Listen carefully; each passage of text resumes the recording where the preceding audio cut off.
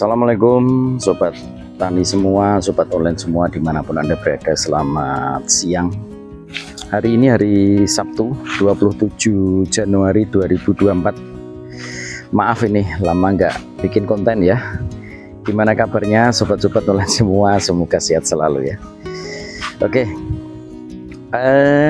kemarin kita panen ya, jadi kurang lebih di 4 harian yang lalu kita panen dapat 300 kilo, dan ini sampai detik ini masih ada yang nanya, Mas melonnya masih enggak? Jadi kita rempeli ini, kita rempeli melonnya biar tanamannya biar nggak tanya lagi, dan ya sudah waktunya dibersihkan ya, agar yang barat 2 greenhouse itu bisa tanam.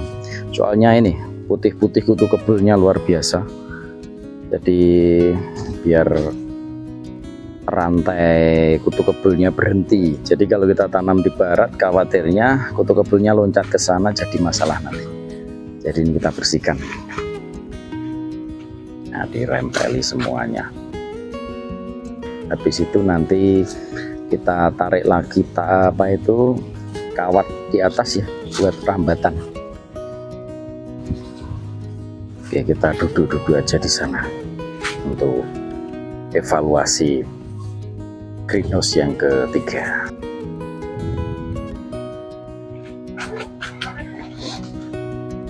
Bismillah. Oke sob, saya lanjut ya. Lumayan hangat nih jam segini. Ini jam 10-an lebih. Jadi evaluasi terkait penanaman greenhouse di nomor 3 atau greenhouse yang paling timur ini. Kemarin di 4 hari yang lalu kita panen dapat sekitar 300 kilo ya. Jadi kita datangkan dari CV-nya, CV Agro yang dari Blitar. Ternyata beliau kesini ngecek, satu terlalu tua, yang kedua saya coba menanyakan terkait kendala yang ada, yaitu keriting daun ya. Dan ternyata jawaban dari Mas Heri yang kesini itu seperti ini ya. Coba saya ambilkan contoh. Nah, saya ambilkan contoh ini ya sob. Jadi kita mendapati daun dari melon itu kondisinya itu bagian pucuk itu mengkeriting. Jadi bukan karena trip, bukan karena kutu kebul ternyata. Jadi beliaunya pernah kedapatan kasus semacam ini itu di Unisba di Blitar. Itu sama, jadi pakai media blotong. Itu ketika fase vegetatif daunnya itu lebar dan bagus. Nah, daunnya lebar-lebar dan bagus kayak gini ya. Jadi daunnya bagus, dan kita juga ngalami hal semacam itu. Daunnya lebar dan bagus, dan setelah masuk fase generatif barulah terlihat. Jadi pucuk-pucuk daun itu ketika sudah keluar bunga itu mulai mengecil, seperti kayak kena keriting daun. Jadi kayak seperti kena keriting daun, makanya ketika mulai fase bunga kita juga segera reaksi ya terhadap kendala yang ada. Jadi kita pikir itu adalah kutu kebul, kita pikir itu adalah trip atau katanya virus virus kuning atau apalah istilahnya. Nah, dari situlah info dari Mas Heri, ternyata efek dari media yang kita pakai. Jadi kita pakai media blotong ya, atau ampas tebu. Nah, itu yang seperti diinfokan Mas Heri, wah ini medianya Mas yang bermasalah. Jadi dengan bermasalahnya media berdampak pada bagian pucuk-pucuknya si melon, hasilnya jelas ketika pucuk melon bermasalah, dalam arti pucuk paling atas ya, itu mengkeriting, jelas nutrisi yang disalurkan dari daun yang lebar kayak gini, ya fotosintesisnya optimal, sehingga nutrisi penyaluran ke batang dan dampaknya ke buah. Jadi buahnya pecah-pecah, jadi mirip seperti kena keriting ya, kena virus yang itu, virus kuning, atau kena trip atau kena kutu kebul itu yang berdampak pucuknya bermasalah sehingga buahnya jadi pecah-pecah. Jadi awal kita itu mengira kena kutu kebul atau trip ya. Memang sih ada yang kena itu, cuma nggak sebanyak ini.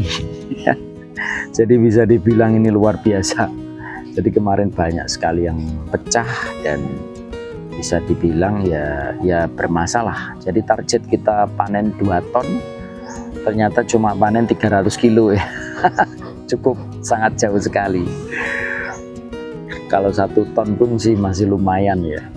Dan akhirnya kemarin Mas Herinya nggak nerima, dalam arti untuk melonnya. Akhirnya kita coba share ke teman-teman UMKM. Oke ya sob, saya lanjut. Tadi saya break sejenak, saya ngecek memastikan mic-nya berjalan ya. Soalnya kemarin saya buat konten mau ngomong gitu, ternyata mic-nya bermasalah. Jadi entah baterainya habis atau apalah, akhirnya suaranya nggak ada. Oke, saya lanjut lagi ya. Jadi saya share ke teman-teman UMKM, dan alhamdulillah di grup itu ternyata ada wartawan dari Madiun Today, dalam arti wartawan Kominfo lokal di Kota Madiun sini ya. Beliau posting, beliau datang sama teman-teman, terus diposting ke Madiun Today. Alhamdulillah dinas-dinas pada berdatangan, teman-teman UMKM pada berdatangan. Jadi rata-rata yang beli itu ketagihan. Jadi hari ini beli, siang atau besok gitu sudah request beli lagi. Karena secara rasa masuk, dan alhamdulillah melon di sini dalam arti yang kita tanam yang super salmon ini, beliau-beliaunya yang mencicipi atau membeli pertama itu rata-rata beli lagi. Jadi kok beda ya, nggak sama kayak melon yang di toko buah dan sebagainya. Jadi rata-rata yang di toko buah itu bilangnya rasanya kayak ada kimia-kimia pestisida atau gimana gitu. Maaf ya, bukannya ini menjatuhkan yang di melon yang di toko buah, tetapi ini info dari mereka ya. Terus yang di sini rasanya kok manisnya dan manis segernya itu lumayan enak dan tidak ada rasa pestisidanya. Jadi memang ya kalau di greenhouse ini kelebihannya, tanam melon di greenhouse itu kelebihannya yaitu aman dari insektisida, kalaupun ada sangat minim karena ya terlindungi ya. Berbeda kalau nanamnya di open field atau terbuka, ya itu resikonya banyak hamanya. Apalagi musim hujan gini bolak-balik semprot ya, karena khawatir ada ulet ataupun jamur ataupun penyakit patogen lainnya ya, seperti trotol ataupun bercak daun, itu juga bermasalah. Kalau di sini alhamdulillah penyakit-penyakit itu minim ya, kecuali PR saya yang seperti saya sebutkan di video-video sebelumnya ya, yaitu kutu kebul, trip atau penyakit ini ya, keriting daun ya, itu yang menjadi PR kita. Oke, terkait kendala yang ada itu ternyata tidak murni seperti yang sebutkan tadi ya, tidak murni karena kutu kebul atau dari trip. Ternyata media blotong ini juga bermasalah. Jadi intinya di media blotong ini ada zat atau ada patogen atau virus lah, atau mungkin sejenis hal-hal yang negatif ya untuk pertumbuhan melon. Jadi awalnya fase vegetatif luar biasa. Anda bisa lihat di video-video yang saya upload di fase vegetatif. Daunnya pun saya ginikan aja lebar banget, hijau royo-royo dan lebar luar biasa. Saya bahkan Pak Bos pun juga optimis, wah ini bakal panen banyak karena melihat pertumbuhan yang luar biasa cepat. Satu itu daunnya lebar-lebar, berarti kan fotosintesis nutrisi sangat tercukupi dan optimal. Tapi ketika berbunga mulailah dari situ pucuknya mengkeriting, tanaman mengkerdil dan buahnya mulai pecah-pecah. Itu ya. Jadi katanya media, dan solusinya beliau ngasih solusi, Mas Heri yang dari CV itu minta untuk dibuatkan fermentasi. Jadi sudah kita siapkan juga fermentasi menggunakan Yakult. Jadi kita pakai Yakult, molase ya atau tetes, terus kita kasih trichoderma juga, dan nanti di akhir dalam arti 3-4 hari selesai, dalam arti 3-4 hari sudah bisa dipakai, kita tambahkan asam humat atau humid acid yang berfungsi untuk penetral tanah, pembenah tanah, plus menghilangkan atau mematikan bakteri yang penyebab fusarium ataupun busuk batang. Apalagi musim hujan gini ya, walaupun di greenhouse tetap kita antisipasi. jadi biar lebih aman juga. Mungkin itu ya yang bisa saya jelaskan di sini. Dan saya pribadi menilai animo atau antusias masyarakat di Kota Madiun terutama ya, walaupun luar kota juga ada ya. Kemarin dari Caruban, Mas beli 100.000, nggak tahu dapat berapa, penting 100.000 bilangnya gitu. Terus ada juga yang dari Jiwan, dari Kabupaten Madiun juga ke sini. Saya tanya dapat info dari mana, saya dapat dari online bilangnya gitu ya, mungkin dari Instagramnya Madiun Today atau mana lah. Beliaunya datang ke sini dan juga beli. Bahkan juga ada ibu-ibu yang datang ke sini pagi beli, siang ke sini lagi beli 14 buah, total 22 kiloan ya. Jadi kalau ukuran buah kayaknya kita sudah dapat. Jadi ya dari ukuran buah kita sudah dapat, kemanisan juga dapat. Yang jadi kendala yaitu seperti video-video saya, yaitu kutu kebul, dan dapat PR lagi yaitu medianya bermasalah. Maka untuk itu saran dari Mas Heri kita terapkan ya. Kita kasih tadi ya Yakult, Trichoderma, terus amolase atau tetes ya. Kita rendam selama 3 hari di tong 2000 liter ya. Jadi kita masukkan di tong 2000 liter. Maaf 200 liter. 2000 liter. 200 liter ya. Semoga itu menjadi solusi untuk pembenah tanah atau pembenah atau bisa menghilangkan patogen atau bisa dibilang jamur atau virus yang ada di belodong ya. Itu harapan kami, dan insya Allah 1 Februari kita mulai tanam lagi. Jadi kita di sini ada 3 greenhouse ya di Ngerowo Bening Edupak. Harapan kita tanam berikutnya di insya Allah tanggal 1 Kamis 1 Februari ya 2024 kita mulai start di greenhouse yang pertama. Planningnya adalah melon Intanon RZ atau yang melon golden dari Belanda itu. Terus yang tengah greenhouse kedua kita menggunakan metode hidroponik NFT. Jadi kita ngenger ilmu ini belajar ke Pak Sis yang ada di Sambi Gede di lokasi Kabupaten Blitar ya. Jadi sekalian kemarin Pak Hengki juga membantu untuk instalasinya.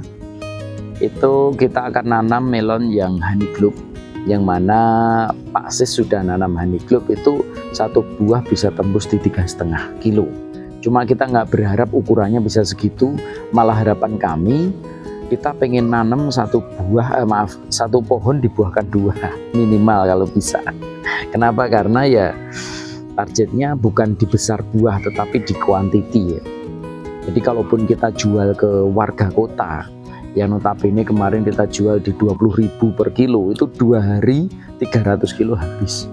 Bahkan per detik ini, per menit ini, per hari ini ada yang WA saya, Mas melonnya masih.